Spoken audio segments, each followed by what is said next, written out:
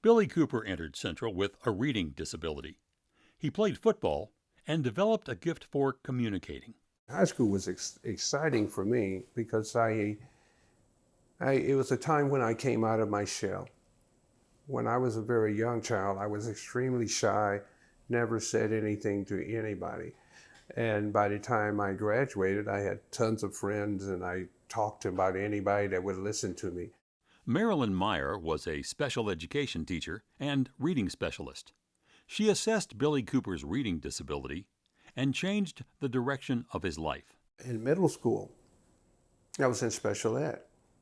I moved here from the Boot Hill where we had segregated schools, and we didn't take Spanish or anything like that. So when I got here at Berry School, it was a spring, and I was behind, and they just said, okay, he's got problems, and they stuck me in special ed. And the classes were so easy, I could, didn't have to do anything. You just sat there, and the teacher was just glad you didn't give her any trouble. And I come to Central, and Mrs. Myers was here, the president of Missouri State SMS at the time. His wife taught here in special ed. And she said to me, she said, Billy, I don't really think you need to be here. And I went, what? She said, I think you can handle, regular classes. And I'm looking at her and I'm going, I don't know about that. That's because by that time I'd had 2 years in special ed. And she said, well, think about it. And I thought about it. And I'm going to tell you the honest truth. The reason I decided to go with the regular classes was because they had better looking girls. That was the only reason. So I had to compare the pretty girls with no work. And when I think about if I hadn't have chose that, I would have never graduated from college.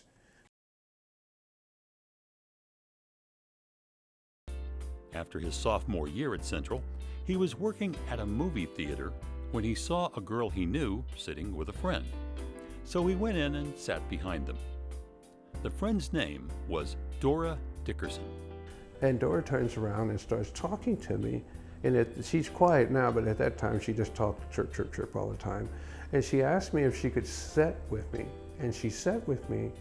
And the next day we went to the movies. The first place I ever got a kiss was right there in the Gilroy Theater. And we've been together ever since. But Billy and Dora had a problem that Bill and Pat and Steve and Barbie didn't have. Billy is black and Dora is white. The job went almost until school started. The manager came to me and he said, we don't have that here. And at first I didn't know what he's talking about. I said, well, what? He said, because he had told me I was a really good worker. And he said, well, you have to decide if you want to work here or you want to be with her. Well, I quit. After school started at Central in September of 1966, Billy and Dora were seen together. I get called in the dean's office and they jump all over me. You cannot do that. And at that point, I didn't want to hear anything they had to say. So Billy and Dora resisted, but two Central administrators persisted. And I would be in one of their offices, seemed like daily almost, because Dora and I, it got to the point we were not supposed to be on the same floor.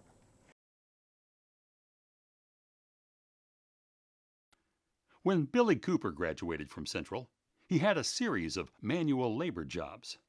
Some he lost due to medical issues, and some because he would quit at the first sign of racism. And on a daily basis, he and Dora would be stopped and harassed by certain members of the Springfield police force for being an interracial couple. So times were tough. Then, while he was working in another factory job, a week before my son was born in '74, I had my first epileptic seizure. I'd never had one in my life. I was working at Paul Mueller. I had just been up about 2.5 stories on a ladder. I came down, and honestly, when my feet hit the floor, I passed out. And if I'd have been up there, I'd been dead. And I think it had to do with the years of playing football, and they taught us how to use your head. That was back in the old days. After a week in the hospital, Billy came home discouraged. He had a serious medical condition, a new baby, and he hadn't been in his job long enough to have them hold it open for him. Then Dora saw an article in Springfield's newspaper about the state vocational rehabilitation department being available to help people in Billy's situation, with training and job placement, even college. And she encouraged me strongly to go. I went and I talked to an older gentleman who, after talking to me, told me that the only thing he had available to me was he could give me 6 weeks of training as a custodian. At that point in my life, I'd probably worked 5-6 years as a custodian, so I don't know what he could have taught me, but that was the only thing he offered. So I was very frustrated. I went back home and I told Dora, my wife, that this is what happened.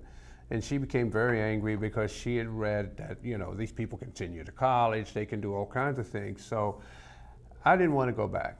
After living with her a week and her giving me the business for a week, I decided I'd give it another shot. I went back and I met Anna McWhorter. This lady was so friendly. She looked at me and she talked to me for a while and gave me a few tests, and she said, "Billy, what do you want to do?" And I said I wanted to go to college. She said, "You can do anything you want."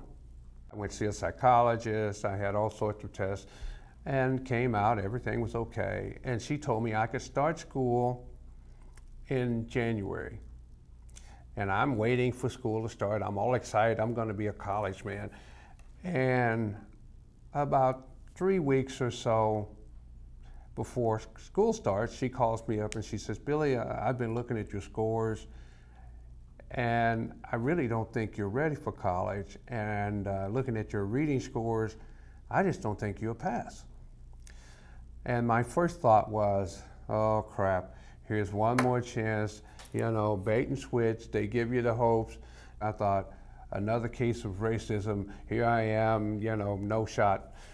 There was something about this woman that made me trust her. And she hooked me up with a German lady who had actually worked on the development of the atomic bomb, and she was very intelligent. And she was a reading tutor. And I worked with this lady for 5-6 months, and my reading speed almost tripled.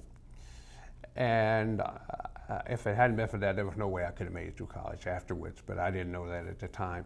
But it changed my life. I started school that summer, and 4 years later, I graduated. Billy worked in a number of social service jobs, and then, as Anna McWhorter before him, he became a counselor with the Missouri Department of Vocational Rehabilitation. Billy said he chose social work for 2 reasons. First, Bill Rosen's mother, Barbara, was a social worker, and she'd taken an interest in Billy. Through her, he learned how dedicated social workers could really help people. Second, he thought of his first visit to vocational rehabilitation, about the man who wouldn't help him, and the woman who did. That was the first time I realized that people in the same office make different decisions, and that you actually have a choice whether you want to help people or not. And I decided we needed somebody in the office to say yes. And I was determined that if I was fortunate enough to get a job, I was going to say yes to as many people as I could.